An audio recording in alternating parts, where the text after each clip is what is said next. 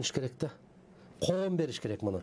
Сакен берип койсо айтат, журналист муну мени жамандап атат дейт. Мен берсем айтат, атаңдаштык кылып атат. Дегендей көрө албастык кылып атат.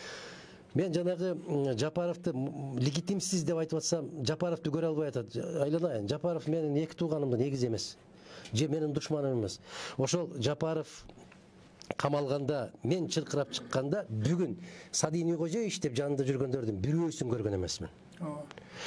Садырдын балдары сабалып жатканда мен ушу көкүрөгүмдөн сыздап, ыйлап чыгып кайрылуу жасаганымда Мадумаров туура айтып атат деп Садыйдын жанында жүргөн бирөөсүн көргөн эмесмин. Уккан да эмесмин кулагым менен. Мына кечеки окуя Каракулжага барсам бир эже аябай ажылдады да. 500 кап ун берип койбойсуңбу, 20 килограммдан таратсак ушунчадан ун болот эле.